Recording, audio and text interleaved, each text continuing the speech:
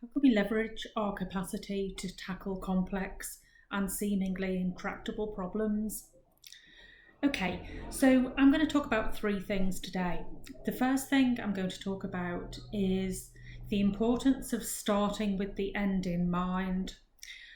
So, this is the thinking that rather than starting from where you are today and moving forward to try and find a solution, um, what I'm proposing that you do, and it's the rule of any good strategist, I'm sure, would tell you the same, is to start with the future that you're trying to create and then work backwards. So, what do I mean by that? Well, what I mean is that when we start from the now and we look at the steps we might take in order to get to where we need to be, we're sort of restrained in our thinking around the arrangements that we have in place, the systems that we have in place, the way things work around here. So it's much more difficult to really start to unlearn habits that get in our way, as opposed to saying, look, these are the consequences that we're trying to create, and then almost counterintuitively, if you like, working backwards from there to say, okay, well, if we were going to create those sorts of consequences, what would we have had to have done in order to do that? So, firstly, what would be the conditions that we wanted to create? How would that then translate into the sort of action that we might need to take? And then what would we actually need to learn in order to do that? So just by way of example, one of the things I'm hearing quite a lot of at the moment is, this intractable problem, the problem of how do we maintain really solid levels of service whilst at the same time managing our own health and well-being.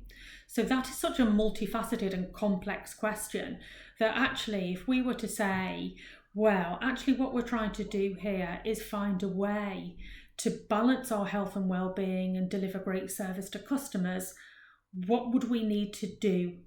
What would we need to think about, and what might we need to learn in order to do that?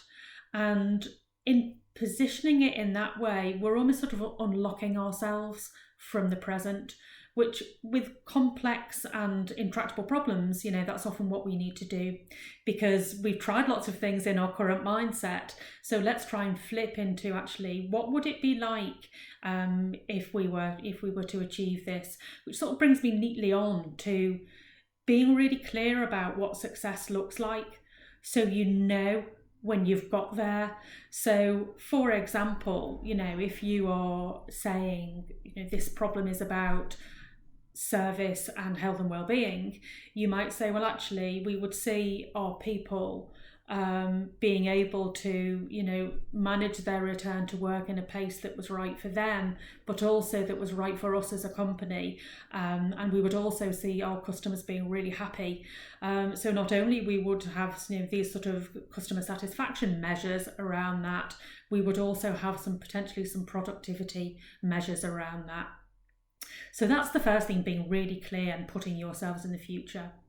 The second thing I wanted to talk about is getting the right people in the room, or in this day and age, getting the right people on the Zoom, if you like. So if we sort of start to think about, that problem that I've just sort of put out there as an example, who are the people that will impact that? So that problem of balancing health and well-being and productivity is a question of a whole cycle of activities. So in trying to solve this problem, what we need to be very clear about is, who do we need in the room in order to do that? So this is clearly a demand and a supply issue. So we might say, actually, it would be really great to have some of our suppliers in the room alongside our people from the function. We would also really like to involve one of our friendly clients who can talk to us about, how their sort of demands are going to be looking over the next 6 to 12 months, for example, so that our suppliers can talk to us about this is the issues that we're going to be facing and we have to get ready for. Whereas our people are saying, okay, well, this is what, the sort of makeup of our workforce is. So how can we bring these three influences together to try and solve this really important problem? So who you want in the room are the people who are really important to finding a solution, to the people who are really influential in ensuring that that solution will land in the right way. So getting the right people in the room or on the Zoom is really important. The third thing, it's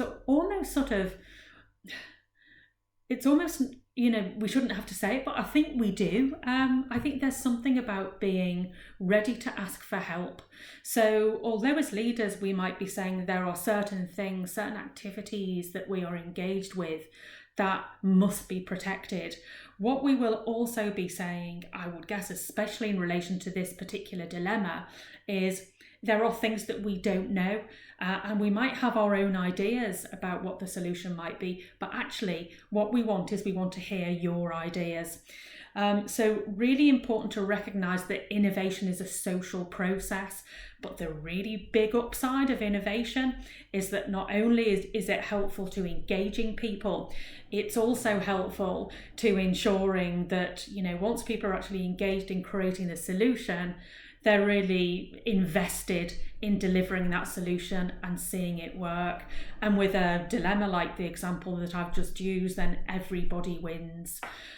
So getting ready to ask for help as a leader helps your organisation and your people within your organisation to get ready to ask for help when they need it. But it also helps people to get ready to give help, so that it starts to become part of your DNA as you try and work out the way forward in this dilemma, or whatever dilemma you're facing. So that's my take on how to tackle complex and seemingly intractable problems. I hope that's helpful to you.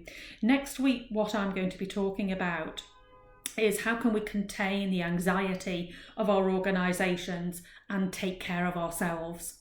So until next week, take care of yourself, and thanks for listening.